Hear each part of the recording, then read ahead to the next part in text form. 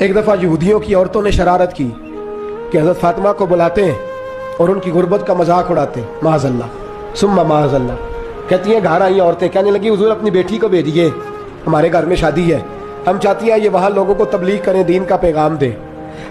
اب اس نام پر تو حضور ضرور بھیجا کرتے تھے، چاہے کوئی دھوکے سے ہی بلاتا۔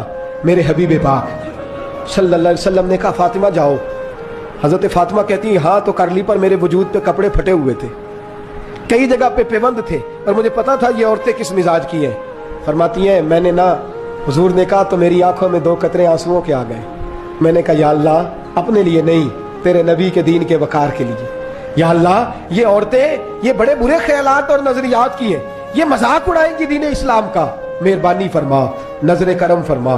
حضرت فاطمہ فرماتی ہیں ابھی میری بات بھی مکمل نہیں ہوئی، رسول پاک پھر تشریف لے آئے اور فرمایا فاطمہ کیا کیا سوچ رہی تھی، کیا کہہ رہی تھی؟ کہ حضور کوئی خاص نہیں۔ فرمایا نہیں کچھ تو تو کہہ ہی رہی تھی، کچھ تو تو سوچ ہی رہی تھی۔ کہتی ہے میں نے بادشاہی کے نظارے گھر میں دیکھے، کچھ تو سوچ رہی تھی۔ حضور کیا ہوا؟ فرماتے ہیں حضور نے چادر مبارک کھولی، اندر سے جوڑا نکالا۔ فرمایا پتہ نہیں تو نے کیا سوچا ہے، جبریل جنت سے جوڑا لے کے پہنچ